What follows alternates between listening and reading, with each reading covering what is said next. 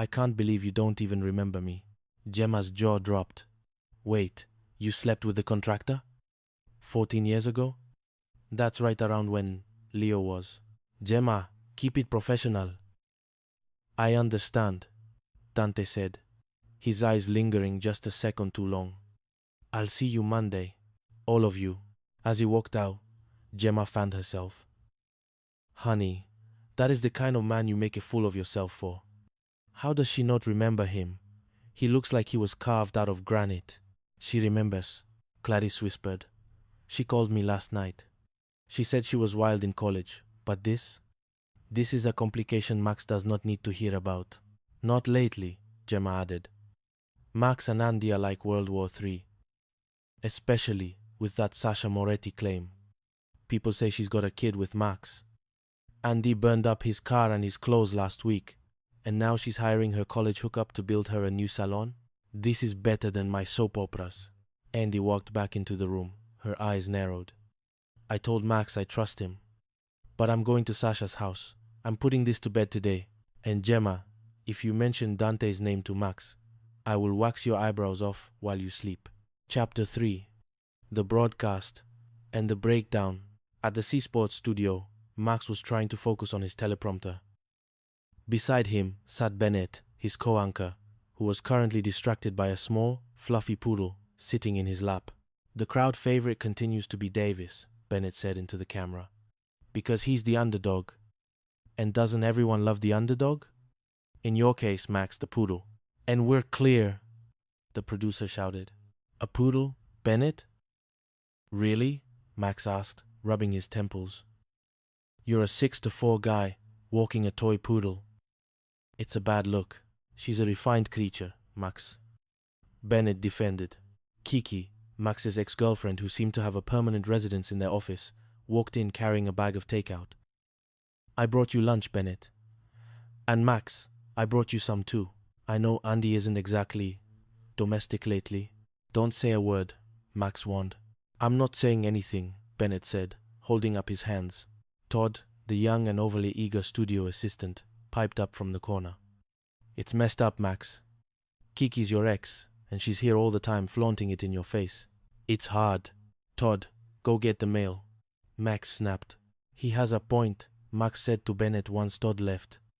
Kiki is here a lot. But hey, at least things are good at home. Andy says she forgives me. Standing your ground worked, Bennett nodded. No more drama. Todd burst back in, holding a letter. No mail, but this just got dropped off for you, Max. From a Sasha Moretti. The room went silent. Max stared at the envelope like it was a live grenade. Read it, Kiki urged. Max tore it open. Dear Max, I am so sorry for the problems I caused. Your wife came to see me this morning. I told her the truth, that we never met. I don't even have a kid. Someone I'm no longer friends with put me up to this. I'm sorry. Max let out a breath he didn't know he was holding. She was put up to it. It was a setup. I wonder who that friend could be, Bennett mused, looking pointedly at Kiki. What? Don't look at me, Kiki cried. I'm your friend. I wouldn't eat that food she brought if it was the last meal on earth. Max wasn't listening. He was thinking about Andy. She told me she trusted me. Then she went over to this woman's house, behind my back. She didn't trust me at all. Chapter 4. The ashes of regret. Back at the salon, Andy was pacing like a caged tiger. He was telling the truth. Y'all, she wailed. Max was telling the truth. And I burned up his Jaguar. I burned his vintage leather jackets. I had his gold watches melted down into a medallion that says, I hate you. I told you not to go over there, Clarice said, sipping tea. If you had just trusted him, you wouldn't be in this position. I'm in deep, Andy cried. I've never been this wrong. What have I done to my husband? You have to tell him, Gemma said. Or don't. Maybe just buy him a new car and hope he doesn't notice the old one is a pile of ash in the driveway. I have to own it, Andy sighed. But there's one more thing, Dante. Oh, the contractor lover, Gemma grinned. He's not a lover. He was a mistake during finals week in 2009. Andy looked at Leo, who had just walked in. MJ, don't give Granny too hard of a time tonight, Andy said, trying to change the subject. You're staying at her place for one night. Your father and I need to talk.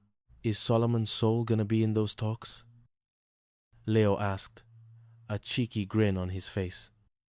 If I hear that deep voice, I'm staying at Granny's forever. Get out of here, boy. Andy laughed, though her heart was heavy. When Max arrived home that evening, the house was filled with the scent of a home-cooked meal and the flickering light of 100 candles. Hey, babe, Max said, looking around suspiciously. Anything exciting happened today? Same old, Andy said, her voice trembling. I missed you. You missed me?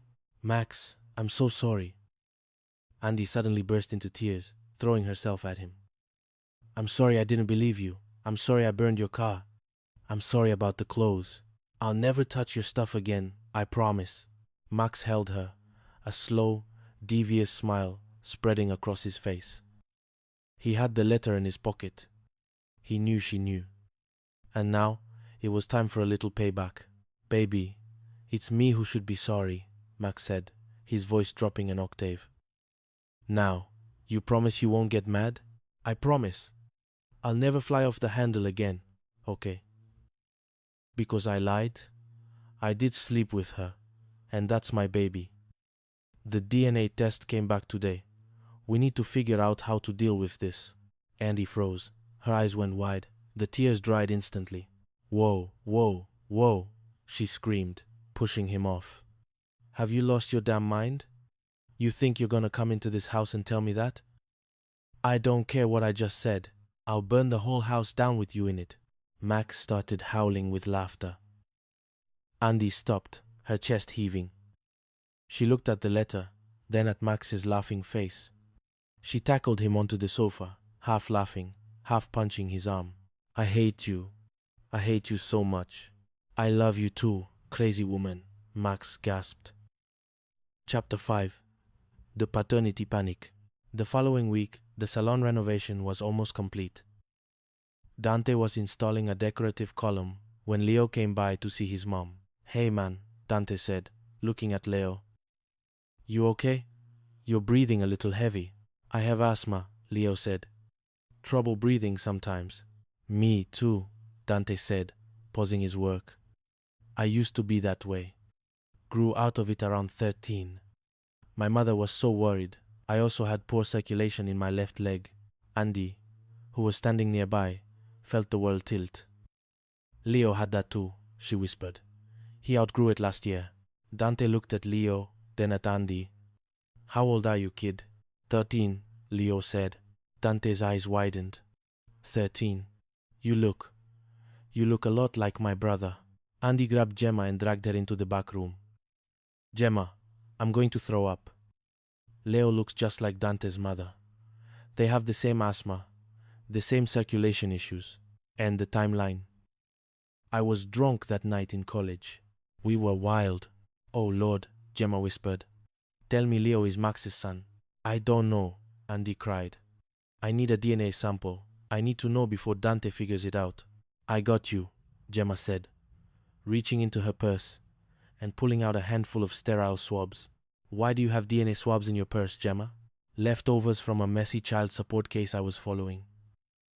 Andy spent the afternoon like a secret agent. She waited until Dante was distracted. Then Gemma swooped in. Hey, Dante. You got something on your lip, Gemma said, rubbing a swab inside his cheek before he could react. Check your DNA. See how many babies you got. What are you doing? Dante laughed, pushing her away. I can't even have kids. Unfortunate accident in preschool. Ran with a pencil in my pocket. It's a whole thing. Andy stopped dead. You can't have kids? Nope. Biological impossibility, Dante said, picking up his hammer. Andy leaned against the wall, a massive wave of relief washing over her. Thank you, Jesus. Thank you. Pencil-carrying preschool Dante. Chapter 6. The Dinner Party Disaster. To celebrate the mostly peaceful state of her marriage, Andy decided to host a dinner party. The goal was to fix Gemma up with a real man, and finally get Bennett to admit that Kiki was a nightmare.